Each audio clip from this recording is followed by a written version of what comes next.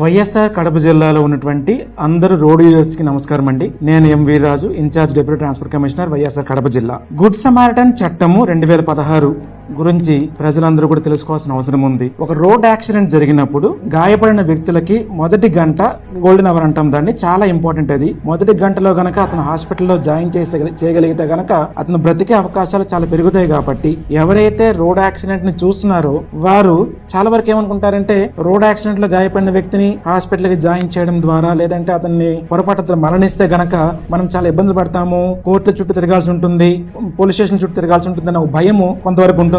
అటువంటి భయం లేకుండా ఈ చట్టం రక్షిస్తుంది. అయితే దాంతో పాటు ఎవరైతే ఫస్ట్ గోల్డెన్ అవర్ లో హాస్పిటల్లో జాయిన్ చేస్తున్నారో అటువంటి పౌరులని గుడ్ సమారిటన్ కింద అంటే లేదా రహవీర్ల కింద గుర్తించి కేంద్ర ప్రభుత్వం వారికి ఒక మంచి సర్టిఫికెట్ ఇవ్వడం జరుగుతుంది. దాంతో పాటు 25,000 రూపాయలు నగదు బహుమతి కూడా ఇస్తుంది.